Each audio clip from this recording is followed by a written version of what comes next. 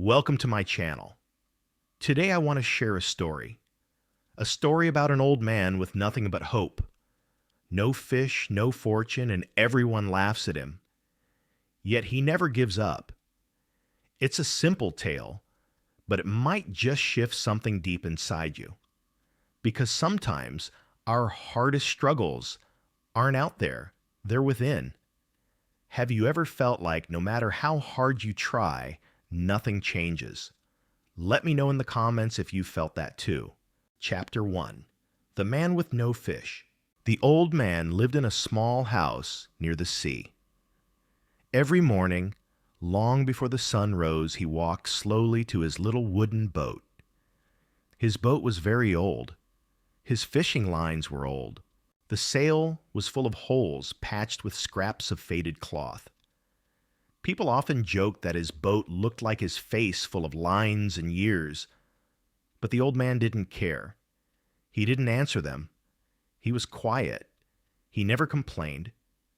He just walked to the sea. Though thin, he was strong. His body had grown lean from years of hard work. His skin was dark from the sun. His hands were rough, covered with cuts and old scars. These were not new wounds, they were from battles with big fish long ago. He had strength, but no luck. For 84 days he caught nothing, not even a small fish. Some days he saw large fish swimming deep under his boat, but they ignored his bait. Still he waited. Still he hoped. But every evening he came back with an empty boat. People in the village began to whisper, "He is done. He will never catch another fish again." But the old man didn't stop believing. He whispered to himself, "Every day is a new day. The sea can change in a moment." To him, the sea was more than just water. He called it la mar in Spanish, like someone talking gently about a woman they love. The sea was his friend. It was his home, his challenge, and his hope. There was a boy named Manolin. He was not the old man's son, but he loved him like a father. When the boy was just 5, the old man took him out to sea. From him, the boy learned how to fish. He learned to hold the line, to wait patiently, and to listen to the sea. They had many good days together. But after 40 days without a single fish, the boy's parents said he has no luck. Go fish with someone else. And so the boy obeyed. The new boat was luckier. On the first day, they caught 3 big fish. The boy's parents were happy, but the boy was not. His heart stayed with the old man. Every evening when the old man returned with nothing, the boy was there. He helped carry the lines, the sail, and the small wooden box. They didn't talk much, but they understood each other deeply. One evening, as they sat side by side, the boy said quietly, "I want to fish with you again." The old man gave a soft smile. "You're on a lucky boat now. Stay there. Don't worry about me." The boy looked down and said, "I don't care about luck. I care about you. You taught me everything." The old man looked at him with kind eyes. "I know, but sometimes we must do things we don't like." The boy nodded.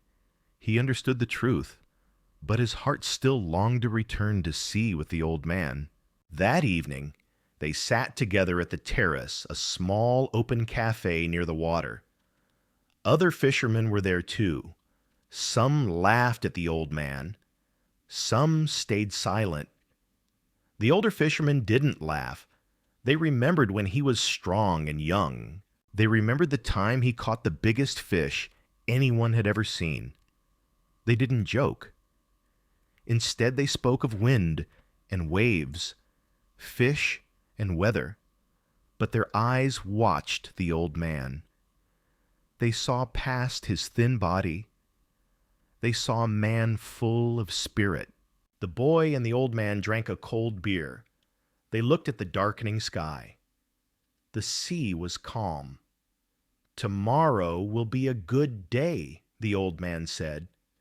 "Yes," the boy replied. I'll bring you some sardines and bait in the morning." The old man shook his head. "I can do it. You should go play baseball. I can still row. I can still fish." The boy smiled. "I want to help. I'll bring 4 fresh baits, too." The old man raised an eyebrow. "You didn't steal them, did you?" The boy laughed. "No, I bought them, but I would steal them for you if I had to." The old man chuckled and said warmly, "Thank you. You're already a man." That night, they walked together to the old man's shack. It was small, made from palm leaves. Inside there was only one room, a bed, a table, a chair, and a small cooking area with charcoal. There used to be a photo of his wife, but he had taken it down. It made him too sad. Now it stayed hidden under a clean shirt on the shelf. The boy asked, "Do you have something to eat?" The old man smiled. "Yes, I have rice and fish." But there was nothing. It was just a story they told each other every night. "Do you want me to make a fire?" the boy asked. "No," the old man replied. "I'll eat later, or maybe cold." They both knew there was no food, but they smiled anyway. 85 is a lucky number, the boy said. Yes, the old man agreed. Tomorrow is the 85th day. Maybe I'll catch one that weighs 1,000 pounds. The boy nodded. "I'll keep your sardines cold. We can share them in the morning." The old man smiled and added, "The Yankees cannot lose." The boy laughed, "But I'm afraid of the Cleveland Indians." The old man grinned. "Trust in DiMaggio." The boy asked, "Do you think we can buy a lottery ticket with number 85? The old man thought for a moment. "Maybe. But we need money. First you borrow, then you beg." The boy replied, "I'll borrow the money. Don't worry." The old man looked at him kindly. "You're good. Go now. Tomorrow is a new day, a big day." The boy said softly, "Good night, old man." The old man whispered back, "Sleep well, my son." Then he sat by the door and looked out toward the sea. His heart was quiet, but deep inside his spirit stood tall. Tomorrow he would go far farther than anyone else, out into the deep blue, to a place where no one dared to go. Chapter 2. A Sad Evening. A Quiet Dream. The evening was calm. The sun was low, and the sky turned from gold to pink to deep blue. The sea was quiet, and the wind was soft. The boats came back to shore. Some had big fish, some had small ones, but the old man's boat had nothing.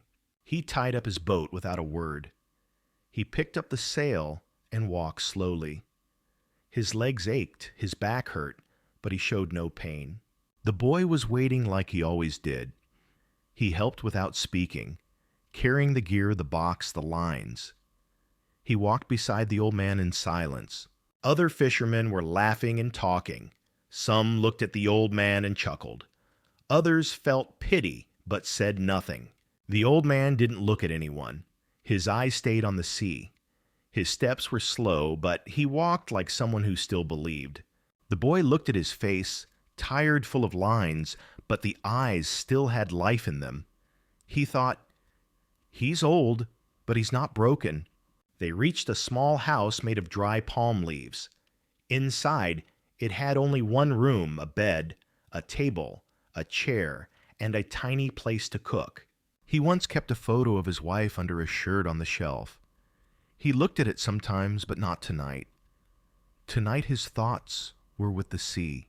The boy set the gear down. The old man leaned the mast on the wall. The room was silent, but it was a warm silence. The boy asked, "Do you have food?" The old man smiled. "Yes, some rice and fish." But they both knew there was none. They played this small game every night. It wasn't a lie. It was hope. The boy offered, "Shall I make a fire?" The old man said, "No, maybe I'll eat it cold."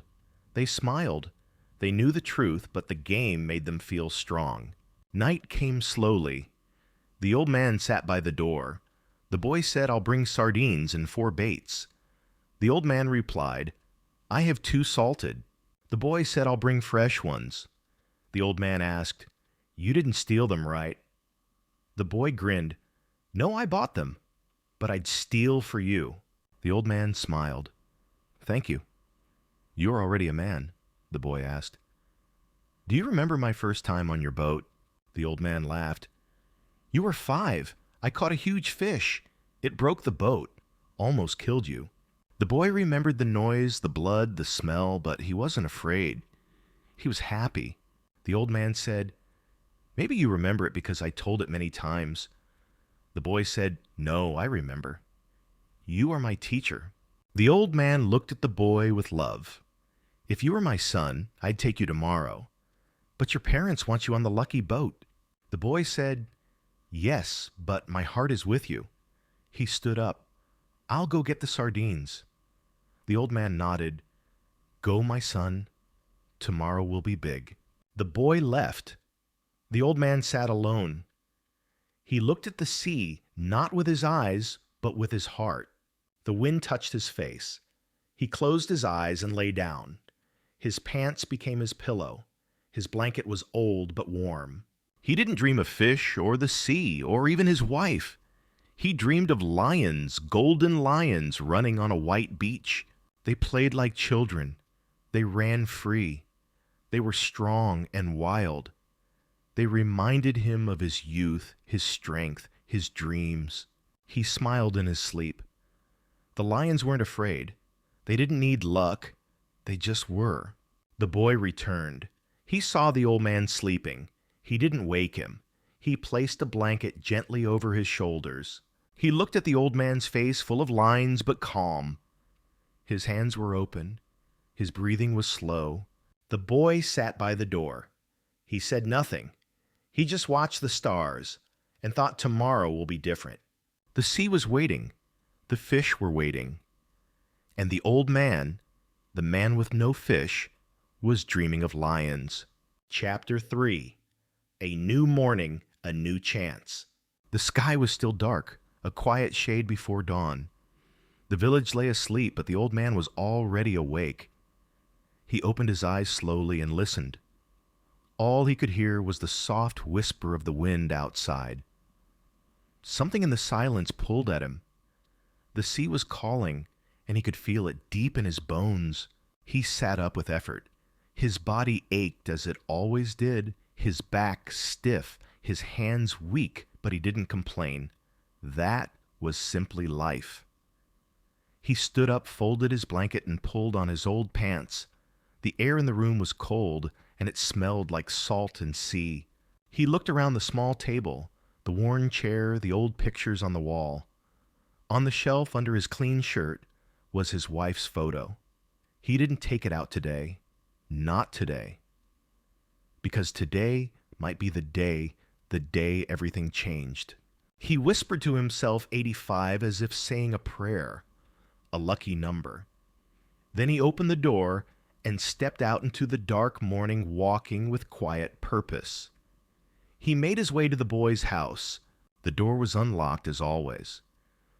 Inside, the boy lay sleeping peacefully. The old man touched his foot gently. No words were needed. The boy opened his eyes, saw the old man, and got up. He dressed in silence, and the two of them walked side by side into the dim street. The village was quiet. A few other men were up also walking with their fishing gear. No one spoke. They were all thinking about the sea. The boy carried the lines and the harpoon. The old man held the mast and sail. The wood was heavy on his shoulder, but he didn't say a word. They reached the beach, where the small boat waited for them like a shadow on the dark shore. The boy asked, "Do you want coffee?" The old man nodded. "Let's load the gear first." They placed everything into the boat with care, as they always did. Then the boy ran off and came back with hot coffee in an old tin can. The old man took it, drinking slowly. "This will be the only thing I drink today," he said. "I'll bring you your sardines," the boy replied. The old man smiled. "You're a good boy." The boy grinned and ran off again. The old man sat at the edge of the boat, looking at the sea. It was still too dark to see clearly, but he knew what waited beyond the horizon, a world full of life, full of mystery. He didn't fear the sea. He loved it, even if he knew it could be cruel. The sea was not a friend or an enemy. It was more than that. It was everything. It was where he belonged. The boy came back, holding the bait wrapped in newspaper. He handed it to the old man. "Good luck," he said. "Good luck to you, too," the old man replied, smiling. Together they pushed the boat into the water. Then the boy stepped back and watched. The old man climbed into the boat and began to row. The boy stood there for a long time, staring after him as the boat grew smaller in the fading darkness. He believed in the old man. He believed this day would be different.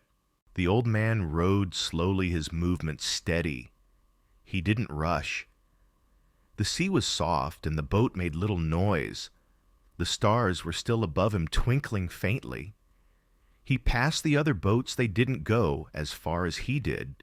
He wanted to reach the deep places where the big fish lived. His arms pulled the oars like they had for decades. He didn't look back, only forward, always forward. The sky began to lighten. A soft gray touched the water, then blue. The stars faded one by one. The old man smiled. He felt it, the air, the sea, even his bones told him today was different. He reached what he called the Great Well, a place in the sea where big fish gathered. He saw birds flying low and flying fish jumping out of the water. Seaweed floated nearby. All signs were good. He dropped 4 lines. One went down 40 fathoms, another 61 at 100, and the last at 125. Every hook was carefully hidden with fresh sardines. They looked real, smelled sweet. Everything was placed with care. The old man watched the lines. They stood straight in the water. He waited. He didn't speak, but inside his heart he was whispering, "Come, big fish. Come to me. I am ready." The sun rose, touching the sea with gold. The boat rocked gently. The lines remained still. But the old man knew this was the moment. The day had begun. He was far from land alone, but full of hope. He didn't feel old. He felt alive, stronger than ever.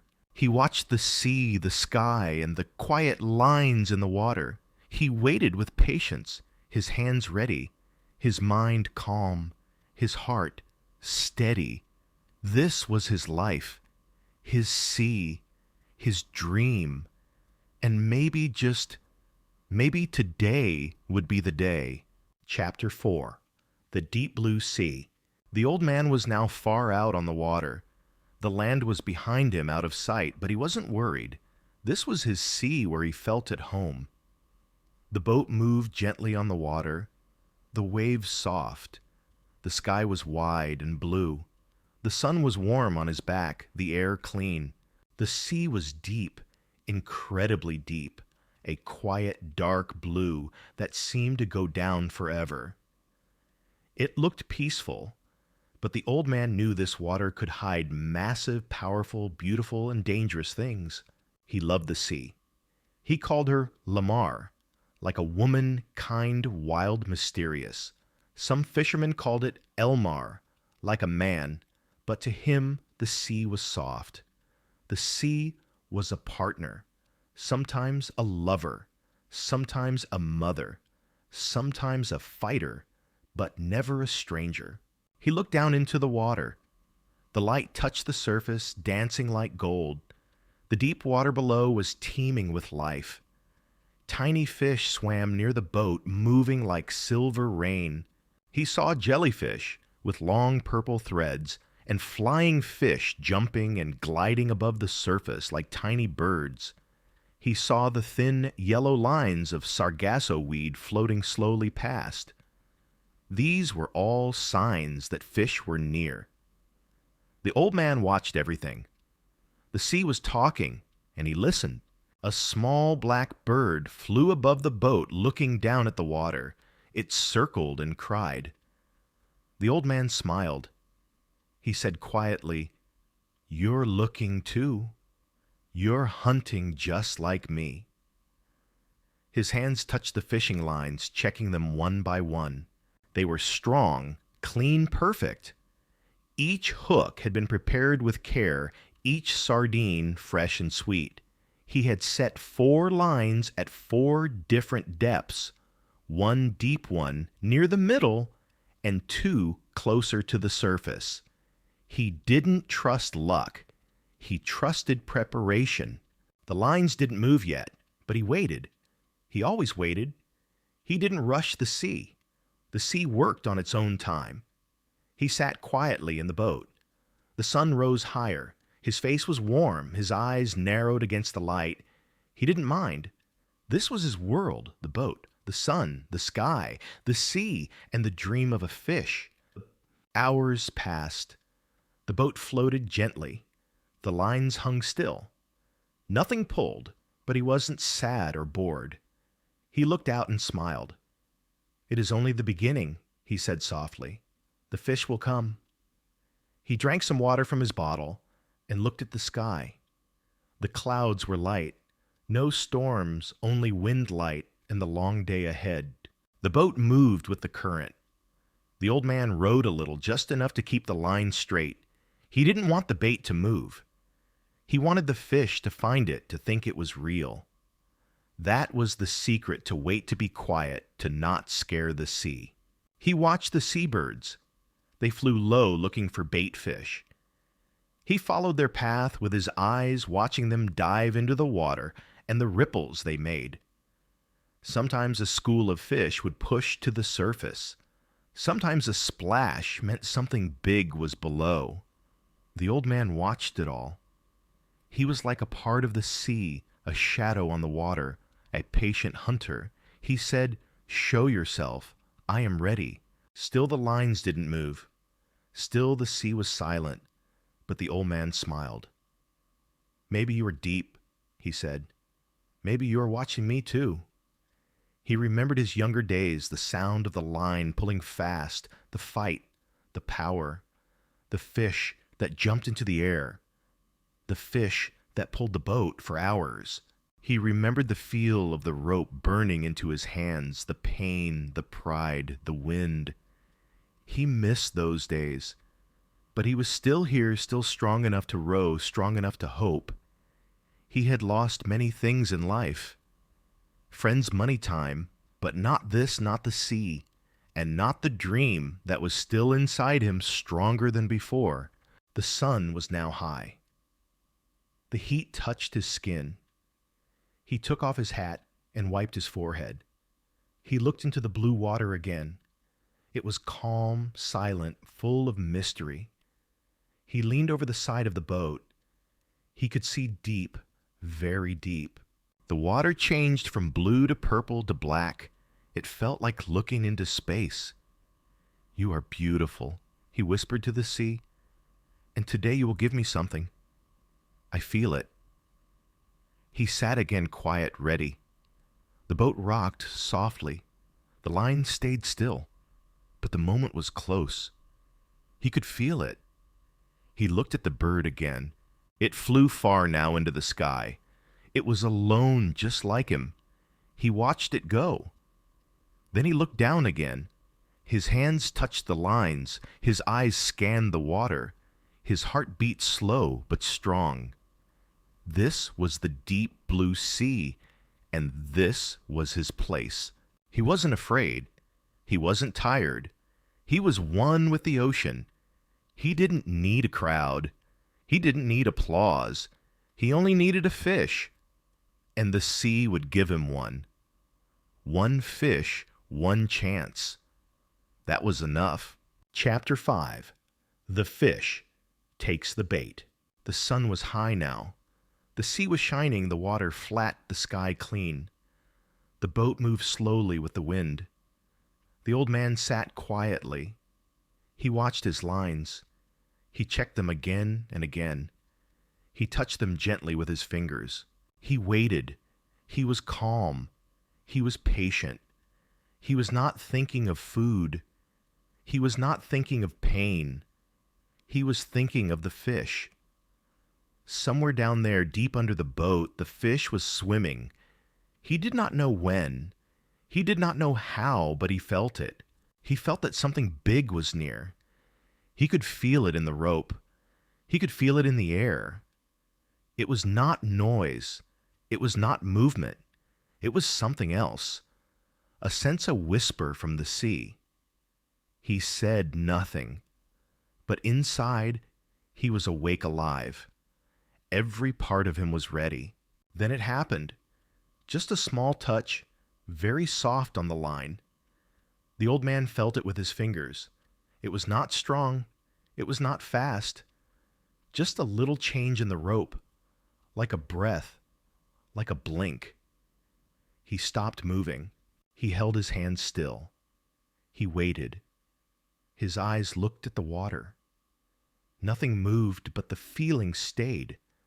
Then it came again, a soft pull. The line moved a little.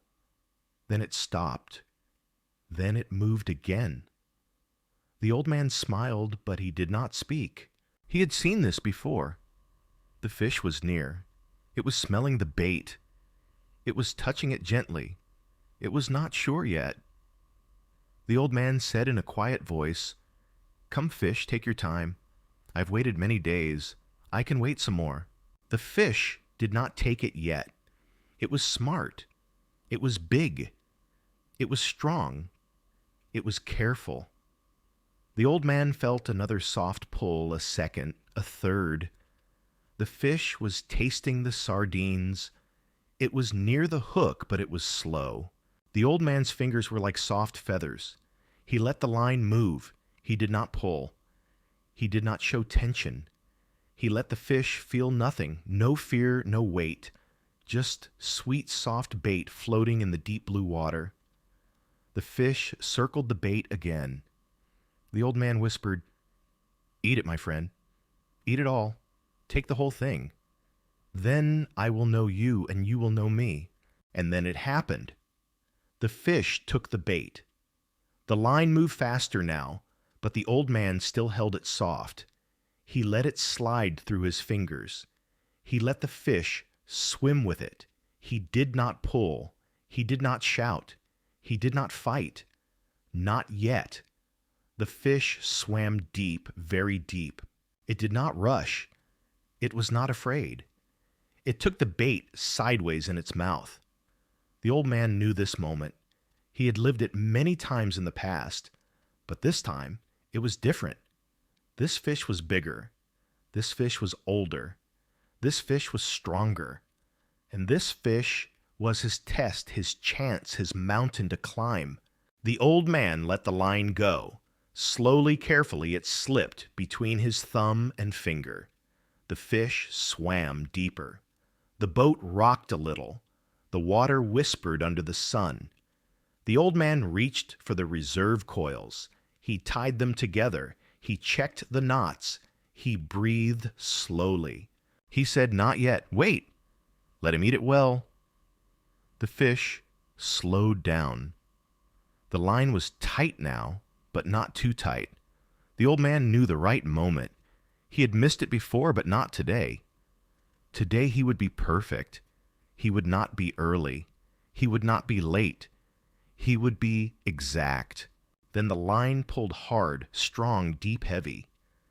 The fish was swimming with the bait in its mouth. The fish was his now. The old man pulled back with both hands. He stood up and used all his strength. He pulled hard once, twice again. The rope burned his hands. The boat jumped. The sea splashed. The line went tight like a wire. The fight began. The old man shouted, "Now we start!" The boat moved. The fish pulled. It did not jump. It did not rush. It just pulled, deep, heavy. The boat moved with it slowly out to sea, far from the shore. The old man leaned back. He let the fish pull. He did not try to stop it. Not yet. He needed time. He needed to understand this fish. The line cut into his back. His hands were red, but he smiled. "You're big," he said. "You're strong, but so am I." The boat moved farther. The sun dropped lower. The sky turned gold. The sea was quiet, but the line was tight. The fish was still pulling. The old man braced his body. His arms shook. His back hurt, but he held on. "I will not let go," he whispered. "No matter how far you go." Chapter 6. Pulled by a Giant. The fish was not small. It was not weak. It was a giant. The old man knew it now. This was no ordinary catch. This fish was a fighter. This fish was full of strength. It pulled and pulled. The line was tight like steel. The old man sat low in the boat. His hands held the line. His back leaned against the wood. He could not rest. He could not move much. His arms were tired. But he did not give up. The fish was pulling him into the deep sea, far from land, far from help. But he did not fear. He smiled to himself. "If you want to pull, then pull," he said softly. "I will go with you wherever you take me. I will not stop." The boat moved slowly, very slowly over the wide blue water. The sun was still in the sky. The wind was soft, but inside there was a storm of strength, a storm of silence, a storm between the man and the fish. The fish did not jump. It did not shake the line. It just swam deep. It pulled with power, with patience, like a big boat under the sea. The old man felt it in his bones. This fish was smart. This fish was careful. It did not waste energy. It did not play. It just moved forward farther and farther. "You are like me," said the old man. "You do not fight fast. You fight slow. You use time. You use silence." He liked the fish. He respected it. It was an equal, a worthy enemy, and also a friend. Yes, a friend. Because in this great sea, only the two of them were alive in this fight alone. No one else, just the man, the fish, and the ocean around them. His hands hurt. The rope had made small cuts in his skin. Blood came out. The salt water touched the wounds. It stung. But he did not cry. He did not complain. He had seen worse. He had felt worse. This was nothing. This was part of the journey. He moved the rope slowly, carefully to another part of his hand. He shifted his body. He breathed. He had to save energy. He had to think clear. He had to be ready because the real fight was not just in the arms. It was in the heart. It was in the mind. The one who stayed calm would win. The one who stayed awake, who stayed smart, who stayed focused, that one would win. And he wanted to win not just for food, not just for the fish, but for himself, for the boy, for the dream. Hours passed. The boat was now far from land. The old man looked back. He saw nothing, only water, only waves. The land was gone, but he felt no fear. He felt peace. He whispered, "I've gone too far before. I will return again." He looked at the sky. The clouds were soft. The sun was low. The evening was near, but the fish kept swimming, and the old man kept holding. The sea was quiet. The boat was small, but the fight was great. Bigger than most men ever know. Bigger than a story. Bigger than a day. This was the kind of fight that changes you. He remembered other fights long ago when he was young, when he was strong. He remembered a contest in a cafe, a hand wrestling match. It lasted one full day, all night until morning. People watched, people cheered, but he said nothing. He just held the hand of the other man. He did not move. He did not blink. He waited. And in the end, the other man gave up. He won. Not with fast moves, not with noise, but with quiet power. This was the same. This was that fight again. But now his opponent was the sea and the fish. The stars began to shine. The sky turned dark. The moon came slowly. The old man was tired, but he did not sleep. He could not. The rope was in his hand. If he slept, he might lose it. And if he lost the line, he lost the fish. And if he lost the fish, he lost everything. So he stayed awake. He drank water. He chewed a little piece of tuna. It was not much, but it helped. He talked to himself. He whispered to the fish. "You are strong," he said, "but I will hold. I am old, yes, but I am not finished." The boat moved in the night. The fish swam deep. The rope stayed tight. The sea was black now, silent, full of stars above and darkness below. But still, the old man did not let go. He smiled in the dark. He whispered, "We are one now. You pull, I hold. We are together in this dance." His back was tired. His legs were stiff. His arms were shaking. But his mind was clear. His heart was calm. His spirit was awake. This was his mountain. This was his test. And he was ready for more. Chapter 7. Alone with the ocean. Night had come. The sea was black. The stars were shining. The moon was soft in the sky. The old man sat alone in his small boat. The rope was still tight in his hand. The fish was still pulling slowly in the deep water. The boat moved little by little. There was no sound but the sea. No voice, no bird, only the wind and the quiet rhythm of the waves. He was tired, but he was not done. He was hurting, but he was not broken. His hands were cut. His arms were stiff. His back was sore, but he held the rope with care. He talked to the fish in his heart. He said, "I am still with you, big one. I am not going anywhere. I will stay with you. I am your brother, and we are not finished." The old man had been awake since morning. Now it was deep night. He had not slept. He had not rested. But he did not feel lonely. He did not feel fear. He had the sea with him.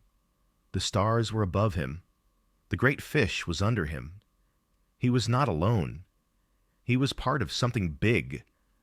The world was quiet, but his mind was full. He thought about the boy. He saw his face. He heard his voice. The boy would be worried, but the old man could not stop now. He whispered, "Don't worry, boy. I am still strong. I will come back. I will not lose this fish. I will not lose myself." He looked at the stars again. He knew the stars. They were old friends. He had watched them all his life. They helped him find his way. They helped him dream. He thought, "The fish is under me. The stars are above me, and I am in the middle. I am the line between the sea and the sky." He smiled. His smile was tired, but real. He had nothing but his boat, his line, his hands, and his will. But it was enough. He was enough. He had learned to live with little. He had learned to be strong in silence.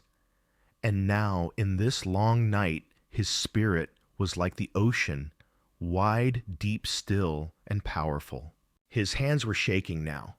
His right hand was cramped. The fingers were tight and cold. He could not open them. He held the rope with his left hand.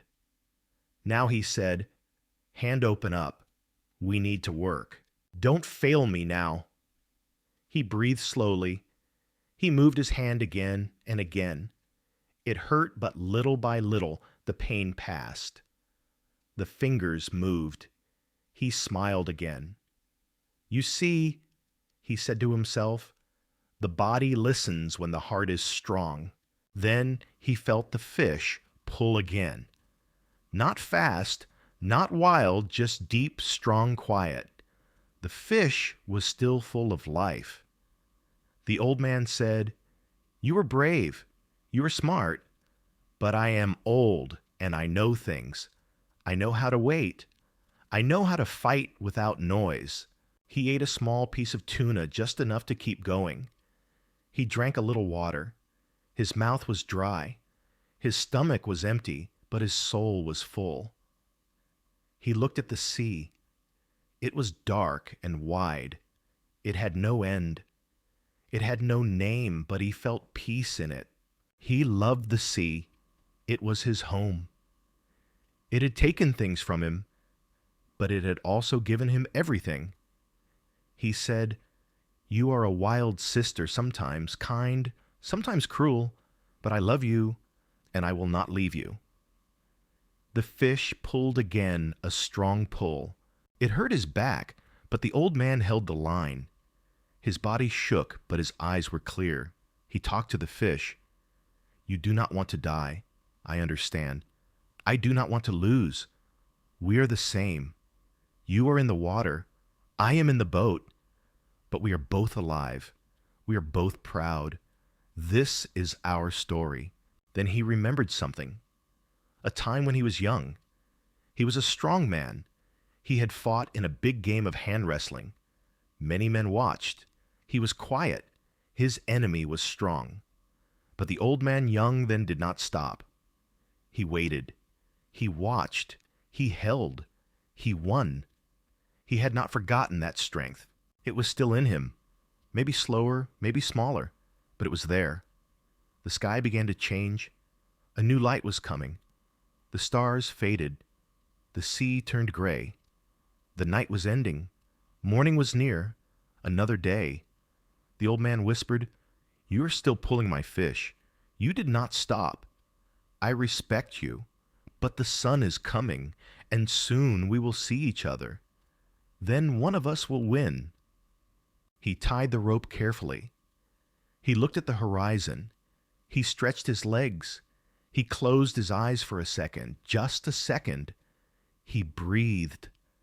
Then he opened his eyes again, wide awake, ready. This was not just a fight for a fish. It was a fight for his soul. And he was not giving up. Chapter 8. A Battle of Will. The sky was soft gray now. The sun was not yet strong, but it was rising. Another day had begun. The old man was still in the boat. The fish was still in the sea. The line was still tight. His hands were sore. His back was stiff. His body was tired. But something in his heart was alive. It was not the same strength of a young man. It was not fast or full of fire. It was quiet. It was deep. It was the kind of strength that is born from pain. The kind that comes only after you've lost many things, but still choose to fight again. That morning, the old man was no longer just a fisherman. He was something else, a man holding on to the last part of his pride.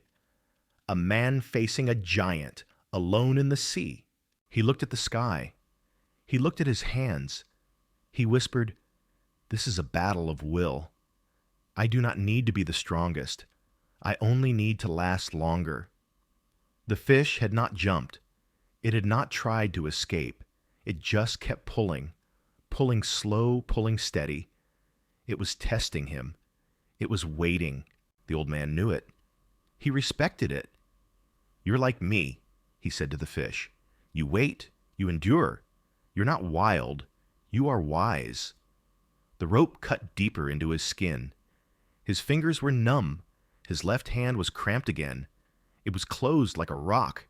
He hit it against his knee, slowly again and again, and he breathed in.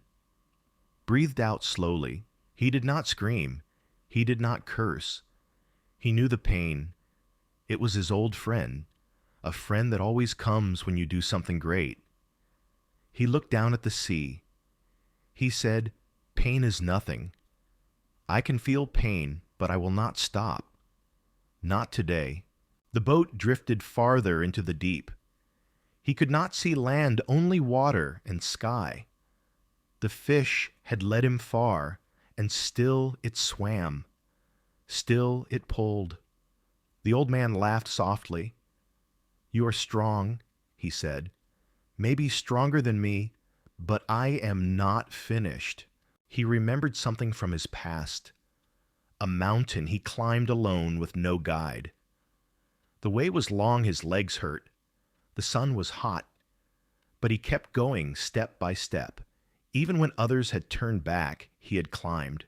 And at the top, he saw the world, the sea, the sky, the hills.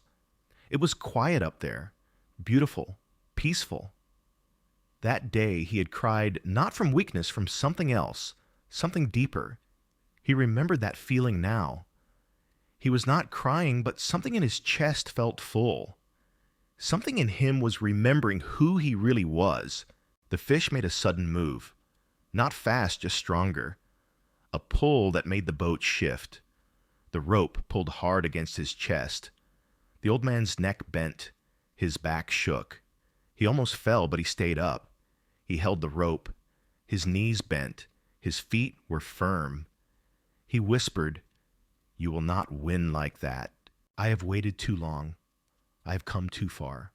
I have nothing left to lose." His voice was soft, but full of power. His arms were shaking, but his eyes were sharp. He was not angry. He was not afraid. He was ready. He was more than ready. He was inside the fight now, body and mind, flesh and spirit. He thought about the boy again. The boy would be waiting, watching the sea, hoping the old man would come back. He would cry if he saw the old man's hands, if he saw the blood, if he saw the cuts. But he would understand. He would know this was not just fishing. This was about something more. This was about showing the sea and himself that he still mattered, that he still had something strong inside. "Boy," he whispered, "I am fighting for us, not just for the fish. Not just for food, but for belief, for memory, for the story of who I am." The fish moved again. It was getting tired, too. The old man felt it. The line was not pulling as deep. The movement was smaller, slower. He knew what it meant. The fish had fought for hours, maybe longer. Now it was near the end, but it would not give up easily, just like him. The fight was not over. Not yet. The old man sat straighter. He rolled his shoulders. He breathed deep. The pain in his hand was sharp, but his heart was calm. He said, "Let's see who breaks first, you or me." The sun rose higher. The sea shimmered. The boat floated gently. The line was still tight. The old man, now shaking, now quiet, was ready. The fish was somewhere deep, tired, but still pulling, and the ocean wide, endless, watched them both. Two living things, two souls, one fight, no noise, no crowd, just a line, a man and a fish in a silent war of willpower. Chapter 9. The fish jumped. The sun was now high in the sky, burning the skin on the old man's neck. Dried salt from the sea stuck to his face. His hands were cracked and red. The rope, rough and tight, had pressed so deep into his skin, it felt like it had become part of him. But he didn't mind. All around him the sea was still. The boat rocked quietly, and everything felt strangely peaceful. Only the fishing line moved slow and steady, following the path of the fish deep beneath the water. The old man was worn down. His bones ached. His muscles felt weak. But his spirit stayed strong. He had not come all this way to quit. He lifted his head and looked at the sky, then at the sea, then at his worn, bleeding hands. Soon he whispered, "Something is coming. I can feel it." His heart beat slower now, but every beat felt full of meaning. He was close to something big. He didn't know if it meant success or failure, but he knew it would be something unforgettable. Then it began. The rope pulled harder. It wasn't fast, but it was deep. It was like the sea itself had taken a breath. The boat started to shift. The fishing line made a sound like a song only the sea could sing. The old man stood though his legs trembled, his arms tensed. He knew the fish was coming up. "Come up," he said softly. "Let me see you." And then for the first time it appeared. The fish rose from the water slowly, as if floating up from another world. Its silver body was longer than the boat. Its powerful tail splashed the sea, and its head lifted with silent force. Water exploded around it, sparkling in the sunlight like a fountain. The fish shone like a blade. The sun touched its scales, turning them into something almost magical. Its eyes were dark and deep. The old man stood still. He didn't speak. He didn't move. He simply watched. It was the most beautiful creature he had ever seen, bigger than anything in his dreams, bigger than any fear he had ever felt. It was like staring at a king. Then the fish sank back into the sea. Its splash was gentle but strong. The water swallowed it once more. The rope pulled tight again. The boat rocked softly. The old man sat down slowly. He breathed out his whole chest, rising and falling. He closed his eyes, not from fear, but from awe. He had just witnessed something rare, something sacred. "Thank you," he whispered. But he wasn't speaking to the sky. He wasn't speaking to the sea. He was speaking to the fish. This wasn't just a hunt. This was something deeper. A meeting between two strong spirits, one above the water, one below, both proud, both silent, both alone. Something inside the old man shifted. This had been a battle, but it was also a lesson. The fish wasn't just strong. It was noble. It didn't thrash wildly. It didn't try to run in panic. It fought with grace, with courage, with honesty. And the old man, he felt something he hadn't expected. He felt love. Not love like that for a family. Not the love of a woman, but a deep respect. A kind of love you feel when you see something pure, something true. A love that doesn't need words. A love that lives in your chest like a quiet fire. "We are not enemies," he whispered. "We are brothers. But one of us must die." His voice shook. The truth of those words hurt. He didn't want to kill the fish, but he had to. Not for glory, not for gold, but because this was the life he had chosen. He was a fisherman. The fish was his test, and he had to face it. He looked down at the sea once more. Its surface was calm, but his heart beat faster. Not with anger, not with fear, but with purpose. He reached for his harpoon, old and worn like him, but still sharp, still strong. He gripped it tight. He checked the rope. He waited. The fish had gone deeper now, resting, gathering strength. The old man knew it would return, maybe not right away, but soon. And when it did, he would be ready. His body hurt. His arms burned. His back screamed, but his eyes were steady, and his soul calm. "Come back, my friend," he whispered. "Show yourself again." The boat rocked gently. The sun drifted across the sky. Time slowed. The sea was still. The fish swam deep below. The old man sat with the harpoon in his hand ready. He was alone, but he was not afraid. He was tired, but not broken. He stood on the edge of something important. He didn't know how it would end, but he knew one thing for certain. He would fight with honor, and whatever happened, he would be proud.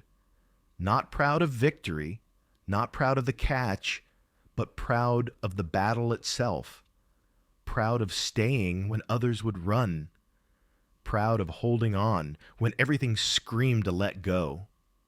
That to him was the real victory. Chapter 10. A Strike of Strength. The sea lay calm for a long while. The old man sat in silence in his small boat, holding the rope in his weathered hands. The line pulled lightly now. The fish was tired, but the fight wasn't over yet.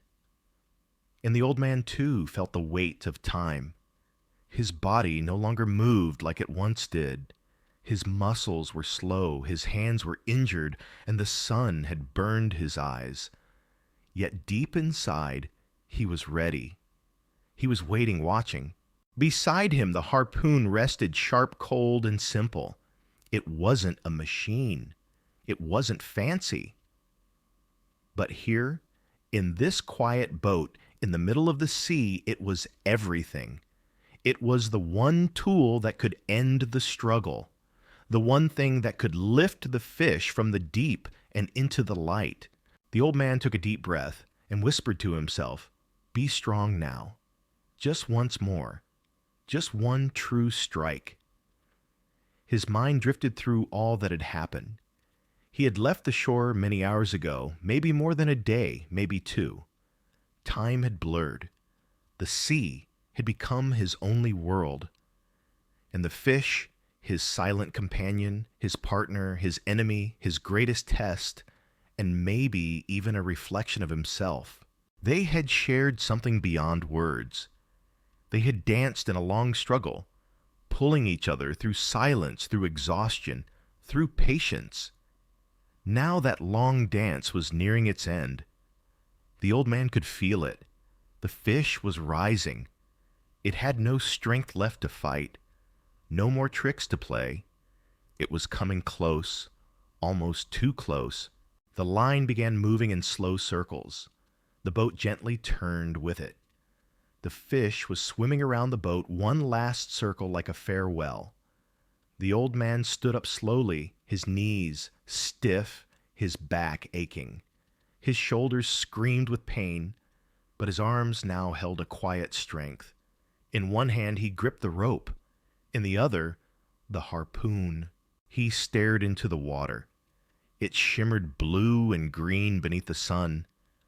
Then he saw it. A dark shadow beneath the surface, broad, slow, majestic. The fish. It had come to meet him face to face. The old man said nothing. He only watched, waiting with steady hands and a racing heart. The fish rose little by little. First its head broke the surface, then the rest of its long, gleaming body. It was silver beneath the sun, a living miracle. The old man felt his chest tighten, but his hands stayed calm. He raised the harpoon. In that moment, the world went still. No sound, no movement, just the sea, the sun, the fish, and the old man. His arms moved slow at first, then fast. The harpoon shot through the air and struck the fish just above the heart, deep, clean. The fish thrashed once, then again, and then it stopped. The sea turned red. The fish sank slightly, then floated beside the boat. The fight was over. The old man let go of the rope. His hands trembled. His legs gave way. He sat down slowly. He stared at the fish. It was even bigger than he imagined, longer than the boat, stronger than anything he had ever caught. Tears came to his eyes, not from sadness, but from pride and gratitude. He had given his all, and so had the fish. This was no simple win or loss. It was something more. A meeting of strength of spirit of two beings who had tested each other to the very end. He whispered, "Thank you, my friend. You are the greatest fish. You gave me the greatest fight." He tied the fish to the side of the boat. It was far too large to bring aboard. Its head reached the front of the boat, and its tail extended beyond the back. Its weight made the boat tilt. Blood trailed in the waves. The sea was red, but the old man did not turn away. He kept looking at the fish, again and again. It was beautiful even in death. It still looked alive. It still held power. It still had spirit. Something deep moved inside the old man. Not joy, not sadness. Something quieter. Something only the sea could give. The sun was high now. He took a sip of water and ate a small piece of dry tuna. His body craved rest, but there was no time. He had to return. Home was far, but he had to try. He had to bring the fish back, not to boast, not to say, "Look, I won," but to say, "Look, I did not give up." That was the real prize, not the meat, not the size of the catch, but the journey, the proof, the story, the fact that he was still alive, still strong, still a man.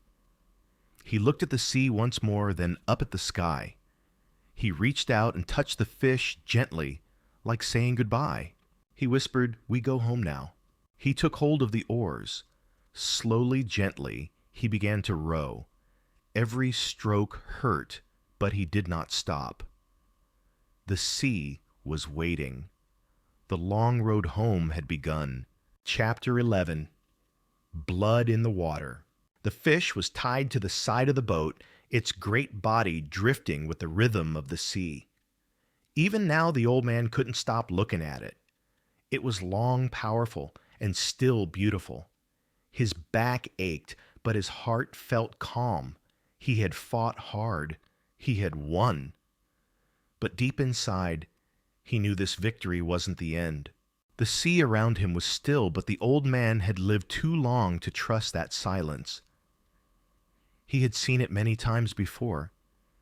It could change in a breath, bringing danger with it. It could bring sharks. And already the blood from the fish had started to spread. It moved slowly through the water, like red smoke, drifting far and wide, calling out to other creatures, creatures with teeth. He had seen what blood did in the sea. He picked up his oar and scanned the water. No fin yet, no shadow, only the quiet slap of waves against the wooden boat. He began to row. The fish dragged behind, pulling the boat sideways, making the work even harder. His arms were exhausted, but he kept going. He had to get back. He had to show the boy. He had to finish the journey. "Hold on, old man. Don't stop now," he whispered to himself. His hands stung. The sun scorched his back. The salt burned his open cuts. But he rowed on. Each stroke was heavy, but full of purpose. Then he saw it, a shadow beneath the surface. A ripple, a black fin slicing the water. The first shark had arrived. It was large, fast, and strong. It had come from far away, drawn by the blood. The old man's eyes fixed on it as it rushed toward him. This shark was not going to stop. It came with one goal to feed. The old man grabbed his harpoon. His arms trembled, but his eyes stayed sharp. He waited. The shark charged. Its jaws opened wide. It sank its teeth into the fish. The old man shouted, "No," and hurled the harpoon. It struck deep. The shark twisted and thrashed. Blood poured out. Then it sank slowly beneath the waves. For a moment, everything was still. The old man pulled back the rope, but the harpoon was gone, buried in the shark. He was left without a weapon. He looked down at the fish. The shark had taken a big piece. The pain in his chest wasn't from the effort, it was from the loss. "You gave me your best," he whispered to the fish. "I couldn't protect you." But the blood was still in the water, red and calling. More would come. He grabbed his knife. It was old and dull, not made for sharks, but it was all he had. He tied it to the end of an oar. Now he had a new weapon, not strong, but sharp enough. 2 more sharks came fast and hungry. The old man stood ready to fight. He struck. He shouted. The shark circled and lunged. He stabbed one in the eye. It spun away, bleeding. The other bit deep into the fish. The old man hit it again and again. His hands were raw. Salt and sweat stung his eyes, but he did not stop. One shark fled. The other floated dead in the water. But the sea was no longer blue. It had turned red, dark with blood. The fish was torn and broken. Its side was ripped open. The old man looked at it and felt something break inside. He wanted to cry, but there were no tears left. He had no water to give. Still he rowed. The sun was falling. The sky turned orange. Day was slipping away, but the danger was not. He saw more shadows, more fins. Smaller sharks now, but there were many. He was weak, but he stood again. He gripped the oar. His knife was ready. He shouted into the wind, "I will not give you up." He struck. He stabbed. He screamed. Just one man in a small boat, but with the courage of a lion, the strength of a mountain. He would not stop, not while he could still breathe, not while his hands could still move. He fought until the knife snapped. Then he fought with the broken oar. He gave everything. Finally, the sea went quiet again. The sharks were gone. The old man collapsed into the boat. He could no longer move. His hands were torn. His back screamed with pain. His eyes closed. He looked at the fish. Only bones remained white, long and strangely beautiful. They took the meat, he whispered, but they couldn't take the fight, and they can't take the story. He reached out and touched the bones gently. "You are still great," he said, "and I will still take you home." Chapter 12. The Fight Grows Fiercer. The fight wasn't over. In fact, it was only getting worse. The old man sat in his little boat exhausted. His hands were bleeding. His back was aching. His arms felt like they had no strength left, but he was still alive, still holding on. The sea had gone quiet for a while, offering a short moment of peace. The sun had dropped lower, and the sky was painted with shades of red and gold. He looked at what remained of the great fish. There was no meat left, only bones, long, white, strong bones. The sharks had taken almost everything, but its skeleton still held the shape of greatness. The giant head, the wide ribs, the powerful tail.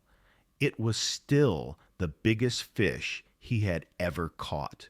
Even like this broken and bare, it looked beautiful.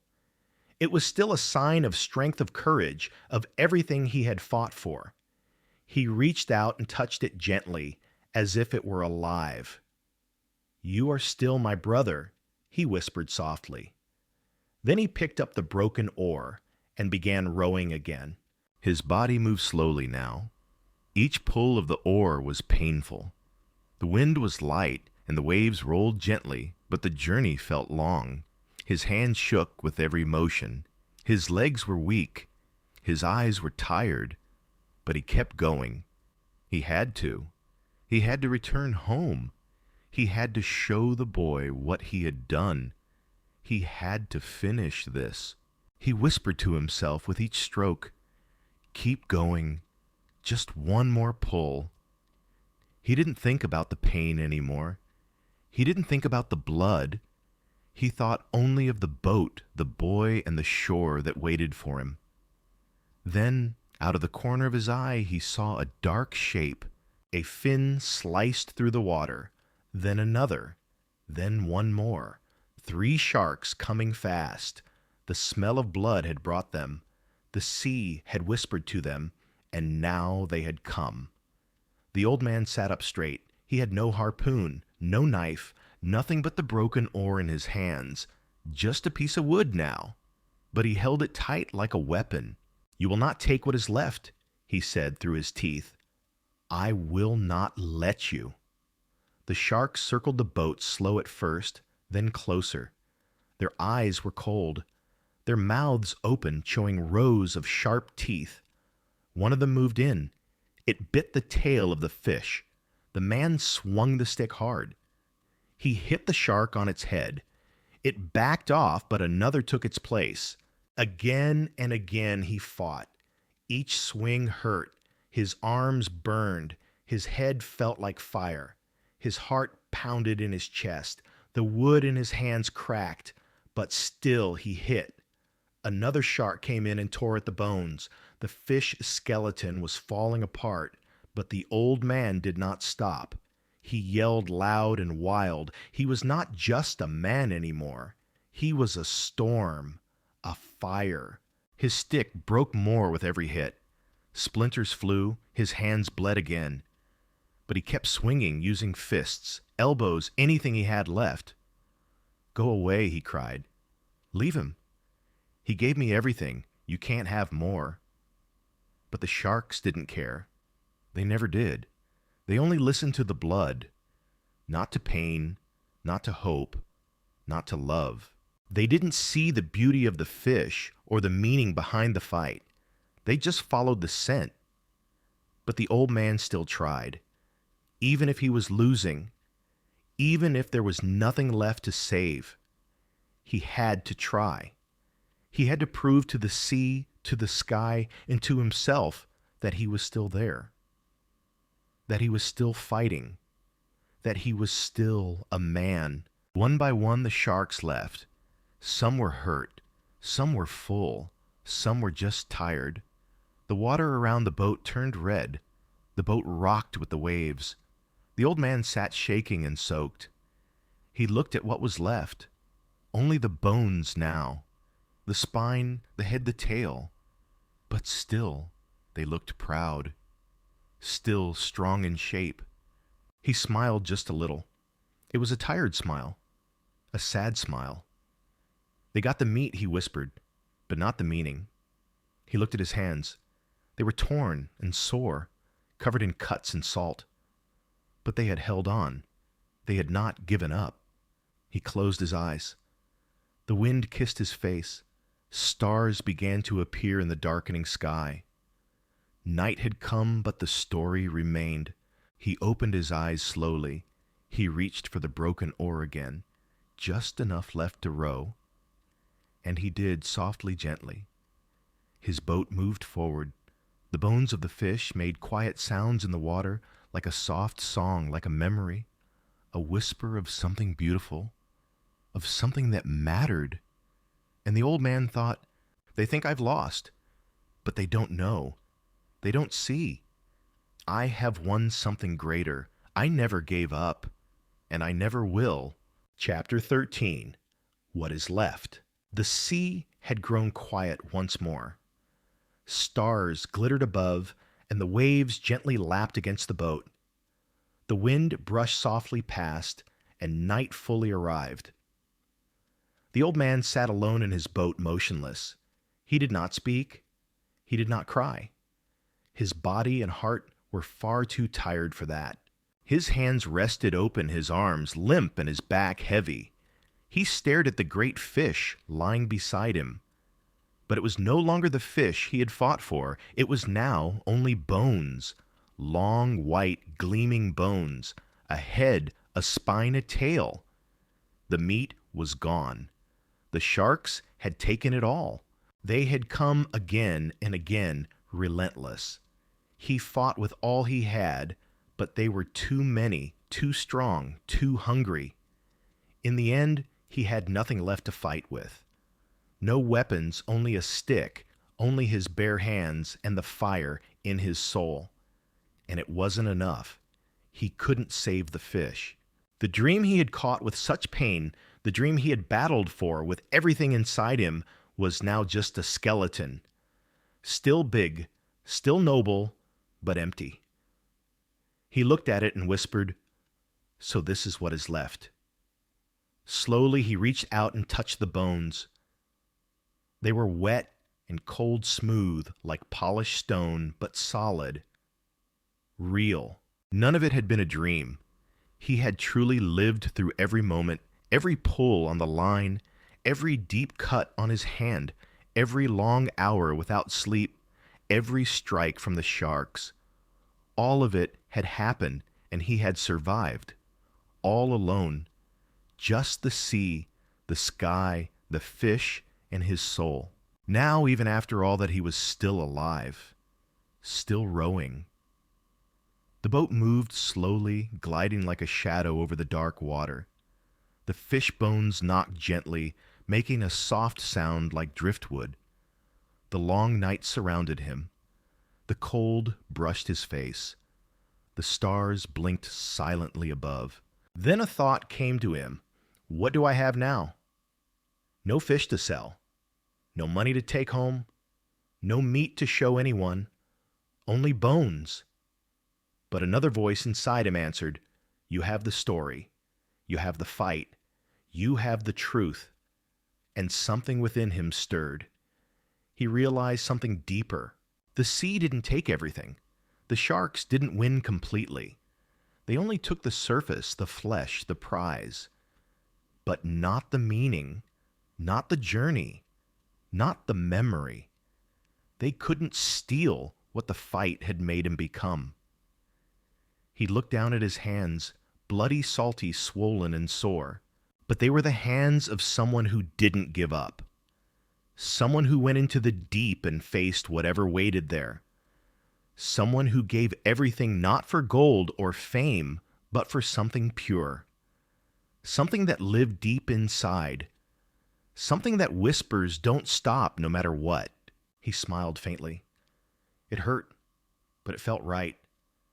They can take the fish, he whispered, but they can't take my heart. And so he kept rowing, slow, gentle. The stars shifted above. The moon rose quietly. The sky turned from deep blue to pitch black. Time passed in silence. Beside him, the fish skeleton floated like a ghost, but not a sad ghost. A proud one, a spirit of strength and struggle, a symbol of what once was, and what still mattered. The old man felt no fear now, not of sharks, not of pain, not of loss. He had already faced all of that and more. He thought of the boy. The boy would be waiting. He would see the bones. He would understand. Maybe others would laugh. Maybe they'd say, You caught nothing. But the boy would know the truth. He would see the story in those bones, the fire still glowing in the old man's tired eyes. And he would say, He's not done. He is still the fisherman. The old man closed his eyes for a moment. Exhausted, yes, but not broken, not sad. He whispered softly, This is what is left, and it is enough. The boat drifted forward. The sea rocked him gently like a cradle. The fish bones floated beside him like a loyal companion. The stars watched from above. The night stretched deep and calm. And the old man, with nothing left but bones, pride, and peace, journeyed onward, rowing slowly toward home. Chapter 14. The Long Way Home. The old man was more exhausted than ever before in his life. Every breath made his back ache. His hands were cut open, and his arms felt stiff, like heavy wood. But even through the pain, he held on to the oars and kept rowing.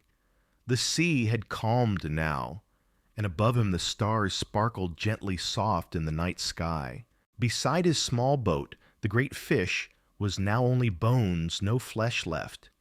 Yet it still kept its shape, still looked like the biggest fish he had ever caught. And in those bones the old man still felt pride. His body ached with every movement, but his heart held peace. He had fought the sea, fought off the sharks, and fought against his own weakness. And still he was alive, still rowing. The boat moved slowly, very slowly through the water. He looked at the fish skeleton and spoke gently. We did our best, my friend.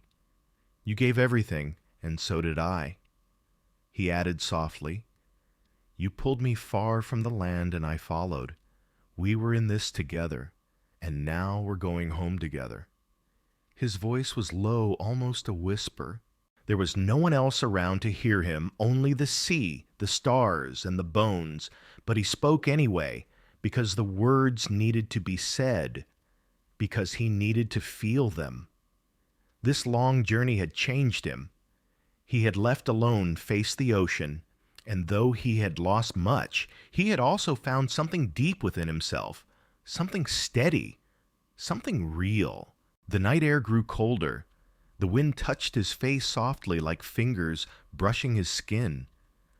The stars above looked like tiny fires in the sky. His arms moved like old machines that were nearly out of power but not yet broken. Each stroke of the oar took effort, but he didn't stop. He couldn't. He had to go home. It wasn't just about rest or food. It was for the boy who still believed in him, the boy who waited, the boy who loved him. He remembered the first time he had taken the boy fishing, how small he was, how excited, full of questions. The old man had taught him everything: how to tie the line, how to wait, how to respect the sea.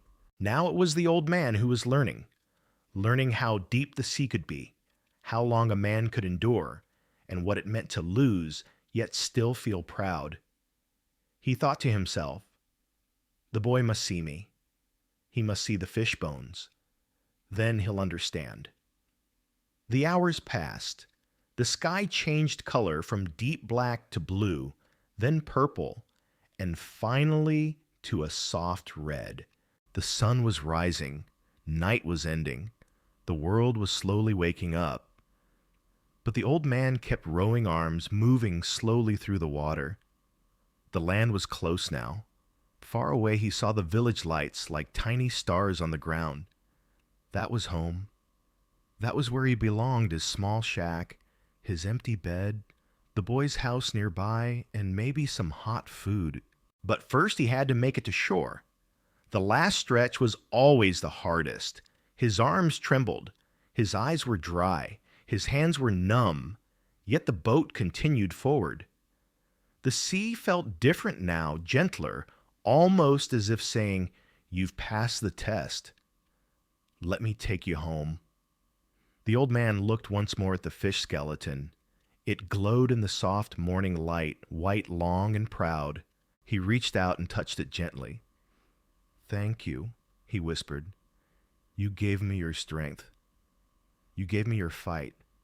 You showed me who I really am." And then without stopping, he kept rowing. At last, the boat reached the sand. The village was quiet. Most people still slept. The houses stood peacefully under the morning sky. The beach was empty, only sand-soft wind and early light. The boat touched land. He dropped the oars and sat still for a moment. His head fell forward. He was too tired to move. But he had made it. He was home. He had returned from the sea. Though he had no fish to sell, no catch to give, he carried something more important. He had the story. He had the bones. He had his pride. And inside he felt something strange. It wasn't joy or sadness, something softer, something deeper. It was peace. Because even in loss, he had won something no shark, no sea, no time could ever take away. Chapter 15. The Return. The boat finally touched land. Gentle waves lapped at the shore, and a soft wind followed him in. The sea had brought the old man home. But his body was tired, unmoving. His hands stayed open, arms weak, and breath slow. He looked at the beach. It was empty, quiet waiting. The sky began to turn blue. Morning had come. The world was waking up, but he sat there still and silent. Next to him lay the bones of the great fish, long, white, and quiet. They spoke no words, yet they told a powerful story. A story of the sea of courage, of a man who never gave up. He slowly stood up, his legs shaking like branches in the wind. He reached for the mast. What once was light now felt like a mountain on his shoulders. He stepped forward, feet pressing into the cold sand. Leaving the boat, leaving the bones, leaving the ocean behind, he walked toward his house. The mast on his back looked like a heavy cross, and the wind gently walked beside him. No one saw him. No one spoke. Yet the world seemed to understand. The birds were quiet, the sky calm, as if the air itself carried his story. He reached his door, opened it, and set the mast down. Inside his house was small, simple, but it was home. He lay on the bed, closed his eyes, and rested. Not asleep yet, just still, just home. Later the boy came. He had waited all night. In the early morning light, he ran to the beach and saw the boat. His eyes grew wide. He saw the skeleton, huge and silent. He stopped, unable to speak. His heart felt everything. He walked to the boat, touched the bones, and felt the story flow through his fingers. Then he ran to the old man's house. The door was open. The old man was there lying in bed. His face was thin, his hands wrapped in cloth, his body worn, but his spirit alive. The boy sat beside him and watched him quietly. Then the tears came, not loud, just soft tears of love and deep respect. He left for a moment and returned with warm food, bread, coffee, water. He placed it near the bed and sat again. He waited. The old man opened his eyes. He saw the boy and smiled a small, tired smile. "You are here," he whispered. The boy nodded. "Yes, and I will always be here," he said. The old man closed his eyes again. His breath was slow. "We caught a big one," he murmured. The boy gently touched his hand. "Yes, we did." Meanwhile, others came to the beach. They saw the boat, saw the skeleton that stretched longer than the boat itself. They were amazed. Whispers filled the air. "Did he really catch this alone?" one asked. "Yes," someone replied. "It's true." And slowly respect returned. They once laughed at him. Now they stood silent, humbled. He had no meat to sell, no prize to show in the market. But what he brought back was something far more valuable: strength, heart, courage. At the cafe, men who once joked now sat quiet. They looked at the boy with new eyes, eyes of respect. And the boy with calm strength looked back. "I fish with him again," he said. "He is not finished." No one argued. Their silence said everything. The old man slept again, deep and long. His body needed peace. His hands needed rest. But inside the fire still burned. The boy stayed close. He watched, thinking, "I'll learn from him. I'll go to sea with him. I'll be strong like him." That same fire now lived in the boy's heart. A quiet flame passed from one soul to another. Outside, the sea rested. The wind moved gently. The white bones of the fish still lay beside the boat, proud and beautiful. The old man had returned, not with riches, not with glory, but with something greater: his story, his truth, and the deep respect of the sea, the village, and the boy. Chapter 16. The respect returns. The sun was high in the sky, casting warm light into the small room. The boy came in quietly, carrying a bowl of soup. The old man was still in bed, his eyes slowly opening as he smelled the food. He tried to sit up, but pain held him back. His hands were wrapped in clean cloth, and though his face looked tired, his eyes were calm. The boy smiled softly and said, "I brought food." The old man looked at him with warm, gentle eyes. He gave a small nod. "Thank you," he whispered, his voice faint. The boy helped him eat one spoonful at a time. The old man sipped water after the soup and leaned back quietly. His eyes closed, but he wasn't asleep, he was thinking. The boy didn't interrupt him, just stayed nearby in silence. Outside the house, Villagers still came to see the skeleton of the giant fish. They walked to the boat, touched the long spine, and counted the ribs in awe. Everyone stood quietly, some whispering questions. "Did he really catch this alone?" someone asked. "Yes," came the reply. "He fought it for days." There was no laughter anymore. No one called him unlucky. Now they saw the truth. They saw the size of the fish, and they saw what the old man had done. Their silence was full of awe and understanding. They felt respect, not loud or boastful, but deep and honest. In the room, the boy stayed near the old man. He looked at the worn hands now covered in clean cloth. The cuts were deep, the skin raw, but the old man said nothing about the pain. He didn't complain, didn't speak of what was lost. He just breathed calmly. Then the boy broke the silence. "I want to fish with you again." The old man opened his eyes and looked at him. "You are strong," he said softly. The boy nodded. "I learned from you." A faint smile appeared on the old man's lips. "We'll fish together," he said. "Not now, but soon." The boy stayed the whole day.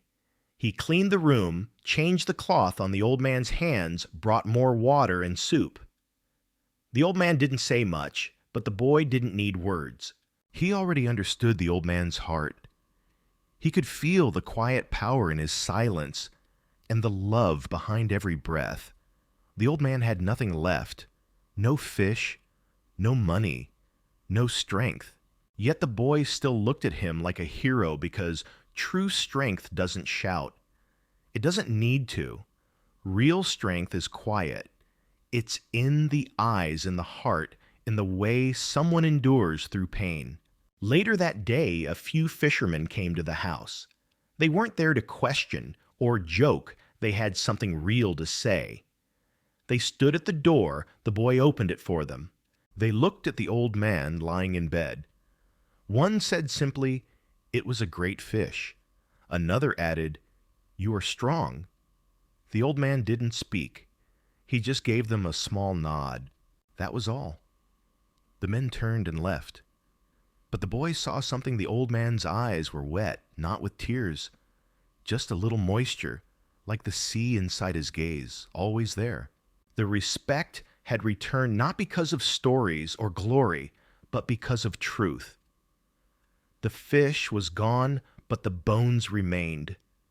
He had lost the fight, but won something far greater. He won the boy's heart, the village's respect, and most of all, he had reclaimed himself. Even old, even tired, even when others doubted him, he proved you can still rise, still fight, still be great. That night, the boy stayed beside him once more. The old man slept peacefully. The boy didn't sleep. He watched him, looked at his hands, studied his face, and thought to himself, "I want to be like him. Not just to catch fish, but to live like that. To be brave, to be quiet, to be true." Outside stars slowly drifted through the sky. The sea whispered gently in the darkness, and in that small home by the shore, one old man rested in peace, and one boy quietly began to grow into someone stronger. Chapter 17. A Lesson in Pride. The next morning arrived gently. The air was still, and the sun hadn't climbed high yet. The old man opened his eyes slowly. Beside the bed, the boy was already there, sitting quietly on the floor. He had a notebook in his hand, but he wasn't writing, just watching the old man's face steady and silent as he breathed and rested. The old man turned his head toward the boy and gave a faint smile, just enough to say, "I see you. I'm still here." The boy smiled back softly and with care. "Do you want to talk today?" he asked in a gentle voice. The old man didn't answer right away. After a pause, he finally replied, "Yes, but only a little." The boy moved up to sit on the edge of the bed, his voice steady. "I want to understand. Why did you go so far?" The old man stared at the ceiling. His eyes were deep, calm, and thoughtful. "I went far," he said slowly, because I had to. The boy didn't interrupt. He waited, sensing that each word mattered. The fish was out there, the old man continued, and if I didn't go, I'd never know. I had to find out if I was still strong, if I could still fight. The boy nodded quietly, trying to understand not just the words, but the feeling behind them. But why alone? He asked gently. The old man looked at him and said, because some battles belong to us alone. Some fights must be quiet. The room went silent for a moment. Then the boy asked, were you proud? The old man turned his head again and met the boy's eyes. Yes, he said, very proud. Then he looked away. But not the loud kind of pride, not with shouting or boasting. It was a quiet pride deep in my heart. Proud that I didn't stop. Proud that I didn't break. The boy lowered his gaze, letting the old man's words sink in. They were simple, but heavy with meaning. The old man breathed in deeply and added, you must learn something. When you fish or when you live, don't use anger. Use your heart. Don't fight because of ego. Fight because it matters. The boy nodded again, this time more firmly. You mean fight because you love? The old man smiled slightly. Yes, love the sea, love the fish, love the work, and love yourself too. That's what keeps you alive. The boy looked outside. Leaves moved softly in the wind. Then he turned back to the old man and said, I want to learn more. I want to know how to be like you. The old man shook his head slowly. No, he said, don't be like me. Be like you. But be strong. Be honest. Stay quiet when the world is loud. And when you fall, fall with grace. The boy stood up, feeling something stir in his chest. It was a kind of fire, not wild, not loud, but warm and steady. A fire that whispered strength. He walked to the small table, poured water into a cup, and brought it to the old man. The old man drank slowly, then gave a quiet nod. You will be a good man, he said. You already are. That afternoon the boy walked down to the sea. He sat on the sand staring at the endless water, the same water that took the old man far away and also brought him back. The sea was not the enemy. It was a teacher. Sometimes it was kind, sometimes cruel, but it always gave the truth. The boy picked up a small stone and tossed it into the water. It made a soft splash.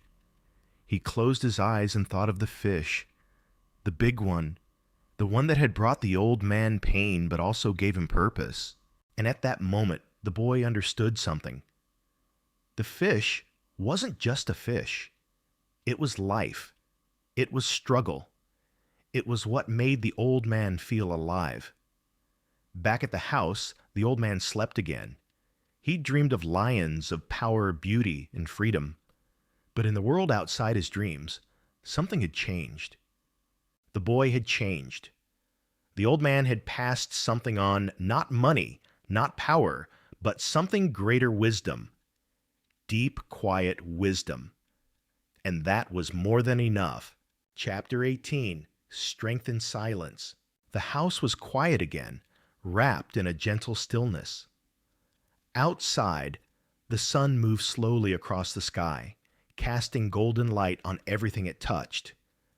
Inside, the old man no longer lay in bed, and although his body remained tired, he was no longer in pain.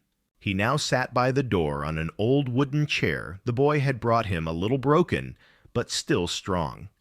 A warm blanket was draped over his shoulders. His hands were still wrapped, but his eyes were clear, calm, and peaceful. He stared at the sea not with anger or regret, but with a quiet understanding. It was like looking at an old friend, one who had brought him both suffering and meaning. The waves had taken much from him, but they had also given him something deeper. They had shown him who he truly was. The sea had challenged him, broken him, and somehow healed him all at once. The old man didn't talk much now. He didn't need to. The boy was there with him, sitting nearby.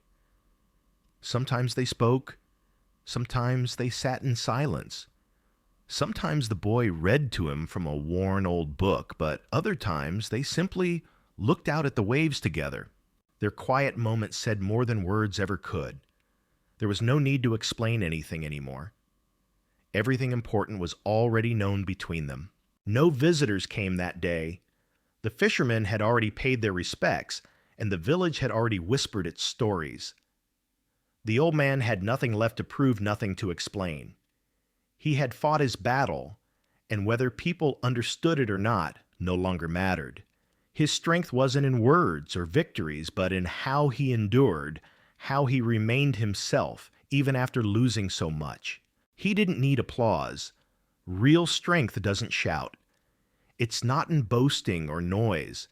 It's in how a man sits quietly with dignity, how he breathes slowly after a storm, how he looks at the world after great loss and still sees beauty. The boy looked at him for a long time, wondering about many things about pain, about what it means to be strong, about what it means to be a man. But he didn't ask. Something in the silence between them already gave him the answers. There was a heavy feeling in the boy's chest, not sadness, but something deeper. It was the same feeling one gets when standing at the edge of the sea and realizing how vast it is, how small one is in comparison, and yet still feeling important. Like the sea was part of him now, too. The old man slowly lifted his hand. The boy helped him drink a little water. The old man gave him a small nod, and that simple nod said everything it said. "Thank you, I'm okay, and I'm still here." The boy nodded back. And in that moment, the silence between them felt full of warmth, full of meaning. It was like music without sound, a quiet connection only they could understand. As the sun began to set, painting the sky, orange and pink, the sea shimmered like silver. The boy softly said, "They're still talking about the fish." The old man gave a small smile, but said nothing. Then the boy added, "They respect you now." "Everyone does." Still the old man remained silent, but after a long pause he spoke with a quiet voice. "That's not why I went." The boy nodded gently. "I know." The old man's eyes stayed on the sea. "I went to remember," he whispered. The boy didn't ask what he meant. He didn't have to. He already understood. The old man had gone back to the sea, not for others, not for pride or praise. He went to remember who he was, to feel that fight again, not for glory, but for himself. As stars filled the sky, the boy helped him back inside. He guided him carefully to the bed and laid him down gently. The old man didn't resist. He didn't speak. But the boy stayed by his side. He stayed as the old man closed his eyes. He stayed as the house grew dark and quiet, because he knew that silence wasn't empty. It was full of love, full of lessons, full of strength that needed no words. Outside, the wind whispered softly. The sea breathed calmly in the night. And in a small home by the shore, a boy watched over an old man. And that man, though he had no fish, no trophies, and no voice left, was still the strongest person the boy had ever known. Chapter 19. The Dream Returns. The old man was asleep again. His breathing was gentle and steady, like the sea when it's calm and quiet. The boy sat by his bedside still and silent, watching over him with care. He didn't fidget, didn't speak.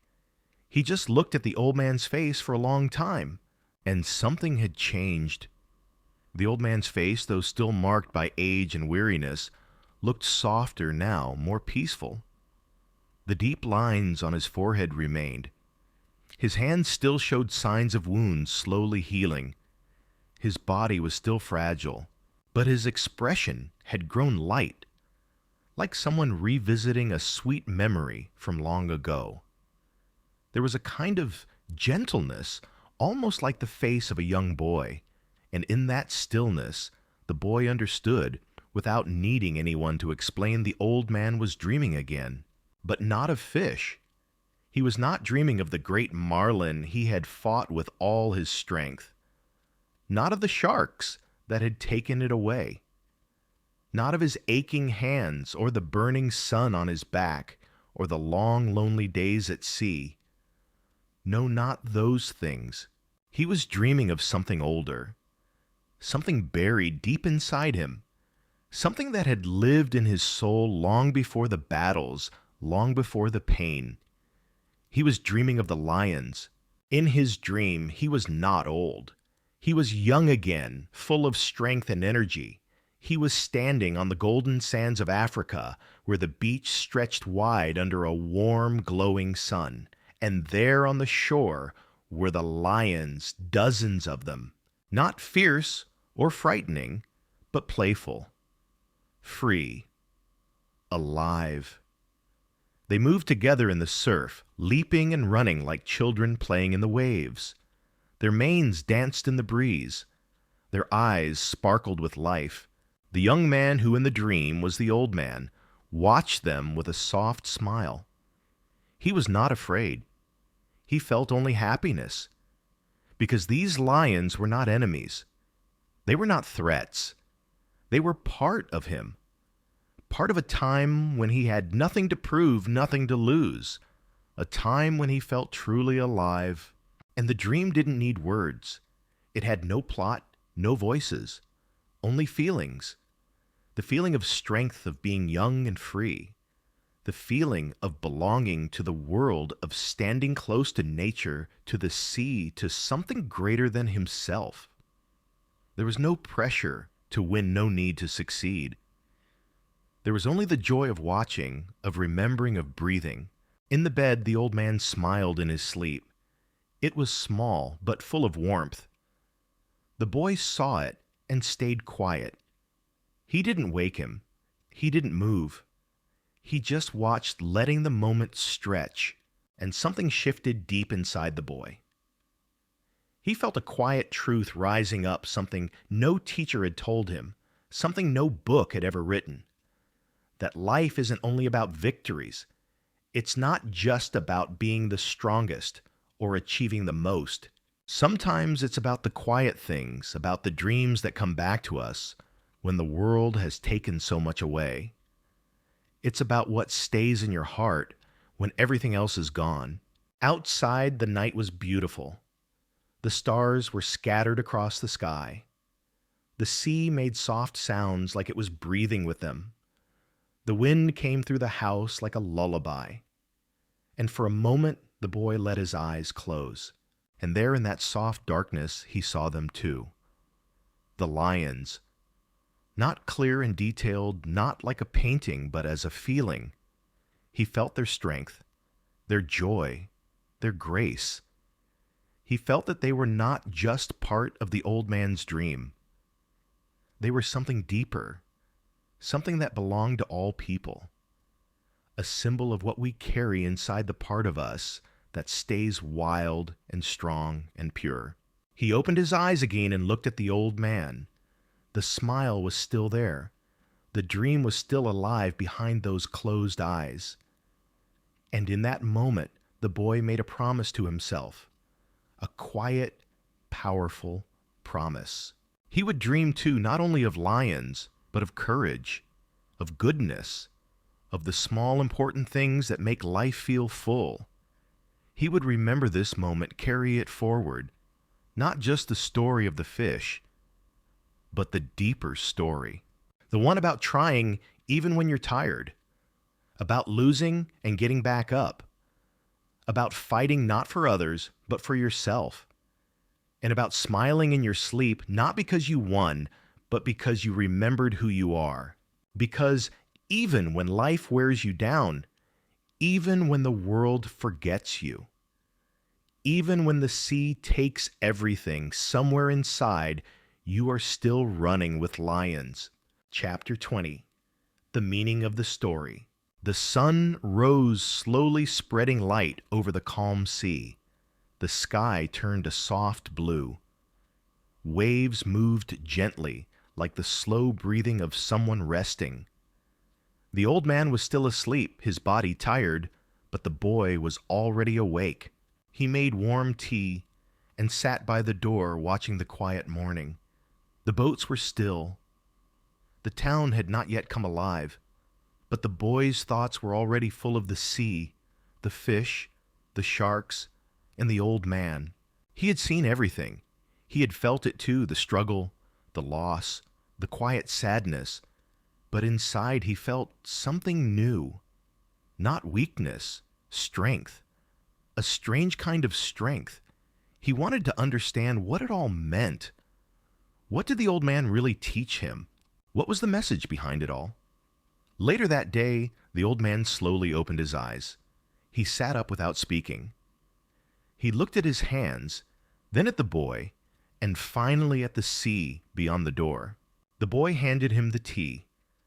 The old man drank slowly. His face was calm.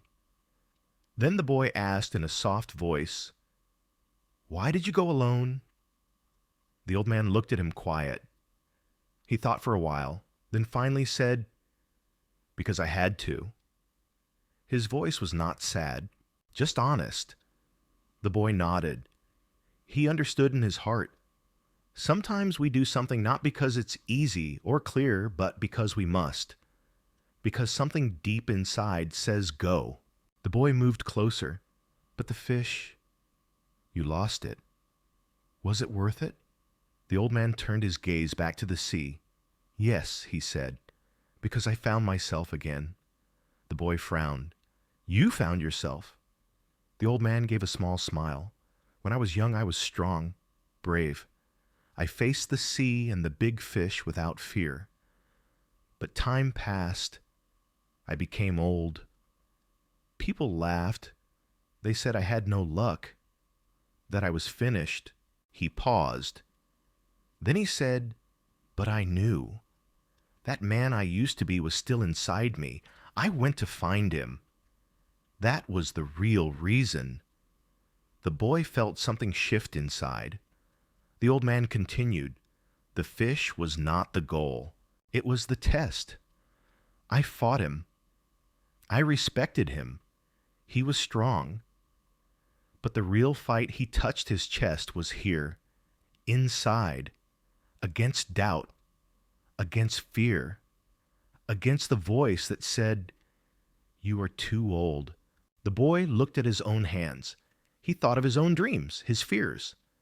"And the sharks?" he asked. The old man looked out again. "The sharks, they are life. They come when you win. They try to take what you earned. You can cry, you can scream, or you can fight. Even if you lose, you still fight. That is pride. Not bad pride, but the kind that says, 'I gave everything.'" The boy now understood. He understood the story wasn't about catching fish or about luck. It was deeper. It was about trying when you're weak, when you're tired, when the world says you can't. It was about giving your best, not for a reward, but for yourself, for your soul. The old man closed his eyes again. He was tired, but peaceful. The boy looked at him and whispered, "You're not old. You are a lion." The old man didn't reply, but his smile was enough. Outside, the sea moved like a slow breath. Waves came and went. Beside the boat, the skeleton of the great fish still rested. People walked by. Some looked, some pointed, but none of them knew the real story. Only the boy knew, and he would carry it with him forever. The story of an old man, a great fish, a long fight, a painful loss, and a lesson hidden deep behind the silence behind the sea. It was not just a story. It was a truth.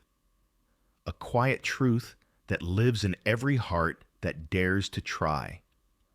A lesson about courage, pride, and the strength it takes not to win, but to never give up. Thank you for staying until the end. If this story touched your heart, if it reminded you of your own silent battles, your strength, or your dreams, you're not alone. We all have our oceans to cross. If you found meaning in this tale, don't forget to like the video and subscribe to the channel for more stories like this. Leave a comment below what part of the story stayed with you the most. Until next time, keep going, even when the world says you can't.